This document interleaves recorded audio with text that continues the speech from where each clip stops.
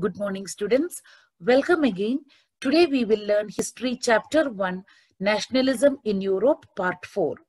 Previous class we discussed about conservatism, Treaty of Vienna and the revolutionaries. Today we will learn about the Age of Revolutions, 1830 to 1848. Revolutionaries were educated middle-class elite, professors, teachers, clerks, and commercial middle classes. Elite group means the superior group or is the best group. That is the word meaning elite. The upheaval that took place in France in 1830 was very important. Upheaval means a sudden change or disturbance. France upheaval in 1830 was Bourbon kings who had been restored to power were overthrown by liberal revolutionary Louis Philippe. His idea was liberalism should develop in France or the idea of equality to be promoted. During that time, the Austrian Chancellor Duke Metternich rightly said, when France sneezes, the rest of the Europe catches cold. So that was the dominance of France in Europe during that time. It means if any issue that starts initially at France, its effect is being felt all around Europe. After the Louis Philippe came into power, the July Revolution sparked up in France. The July Revolution not only affected regions of France, but also the neighboring countries. As a result, in Greece, they had war for independence. Greece was a part of Ottoman Empire since 15th century. The struggle for independence among the Greeks began in 1821. And this war for independence was supported by the people who were living outside Greece. That is, who belongs to Greece. It means the people from the Greeks living in exile. Exile means the state of being barred from their native country. And they also got support from West Europeans who had sympathies for ancient Greek culture. So the Greek War of Independence got support from the people who were living outside Greece, as well as from the West Europeans who had sympathized for ancient Greek culture. And finally, the Treaty of Constantinople was signed, and Lord Byron organized the funds for that and later went to fight in the war, and where he died of fever in 1824. Thus, the Treaty of Constantinople was signed in the year 1832, and that recognized Greece as an independent nation. Now let's move on to the next topic, explaining about Romanticism and nationalism.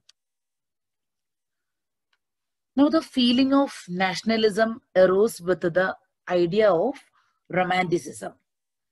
Under Romanticism, Romantic artists and poets generally criticized science and reasoning and focused on emotions, intuition, and mystical feeling. The effort was to create a sense of shared collective heritage, a common cultural past as the base of the nation. They had various paintings. One of the paintings by the French painter Delacroix, who talked about the incident where 20,000 Greeks were said to have been killed by the Turks on the island of Chios. Chios is one of the largest islands in Greece. Then we have Johann Gottfried, who discovered German culture as das Volk, that is for the common men, claimed that true German culture was to be discovered among common people. It was through folk poetry and dances and folk gist, that is the spirit of the nation that he talked about. Similarly, there was numerous collection of vernacular language and folklore to carry message to illiterate audience. Poland was partitioned at the end of the 18th century by great powers. Great powers at that time was considered as Russia, Britain, and Austria. National feelings kept alive by music and language. Polish language was forced out, and Russian language, which was imposed into that region.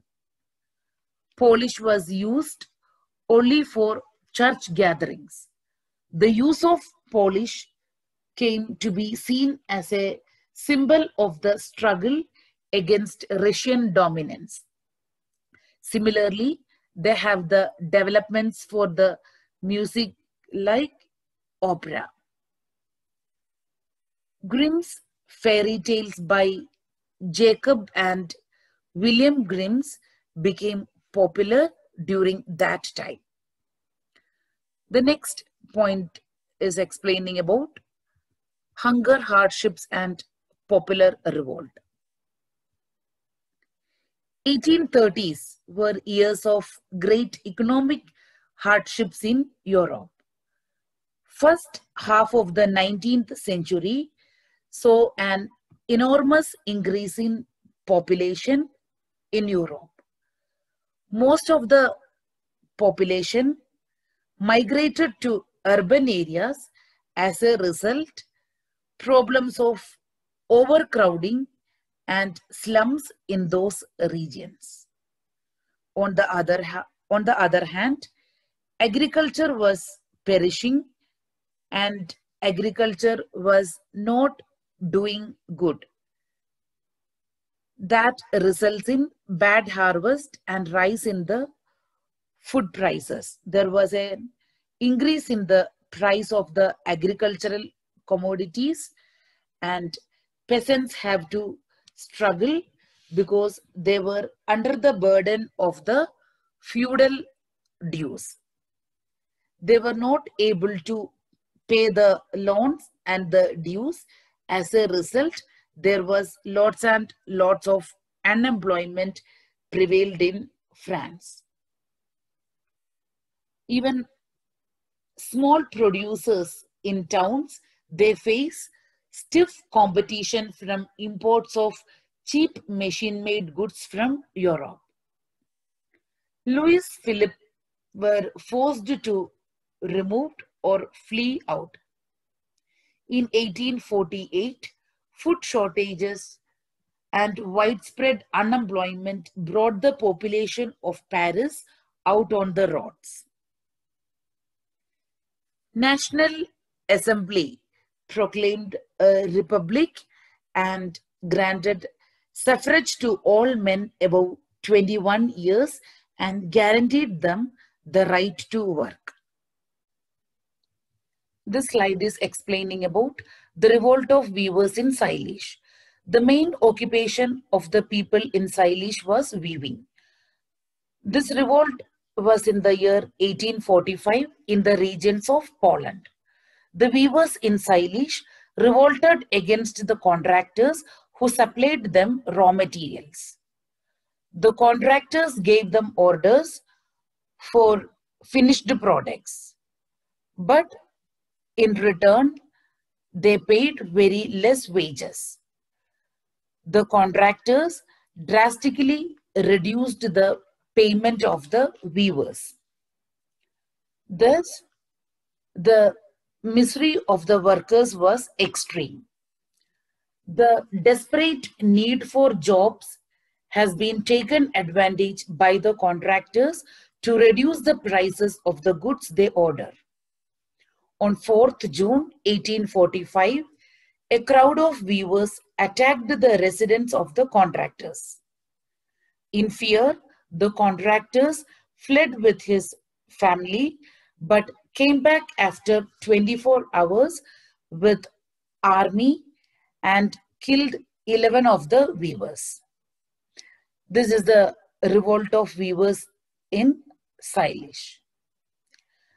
The next slide, you can see a picture related to the revolt of Salish in the year 1845. By this, we concluded the fourth part of History, Chapter 1, Nationalism in Europe. Now let's have a quick recap of today's class.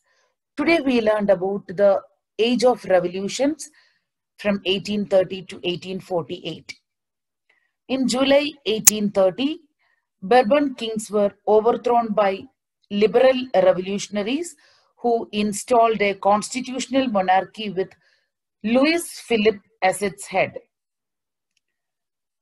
The July Revolution sparked an uprising in Brussels, which led to Belgium breaking away from the United Kingdom of the Netherlands.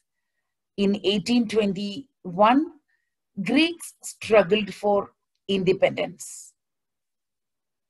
Finally, in the year 1832, Greece became an independent nation after signing the Treaty of Constantinople.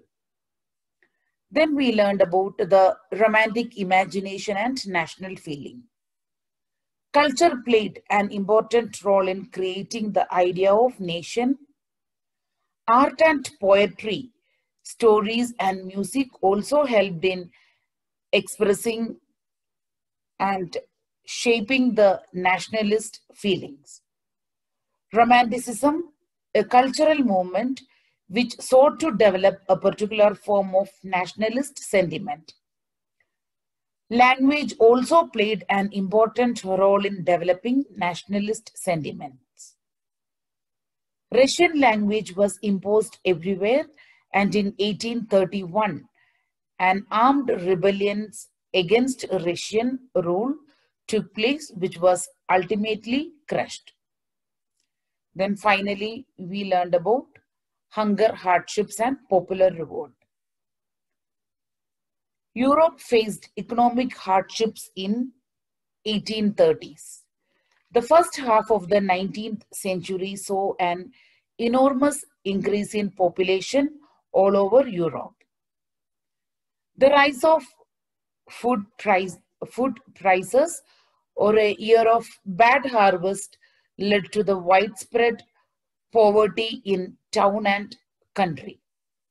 In 1848, food shortages and widespread unemployment brought the population of Paris on the roads.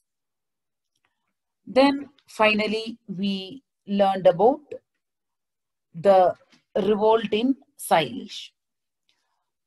The revolt in Salish happened in the year 1845 in the regions of Poland.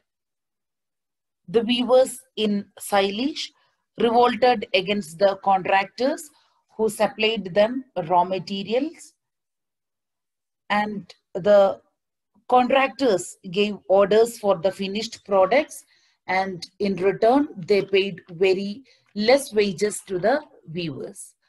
So that was the reason why the weavers in the Salish, they revolted against their contractors who supplied them raw materials.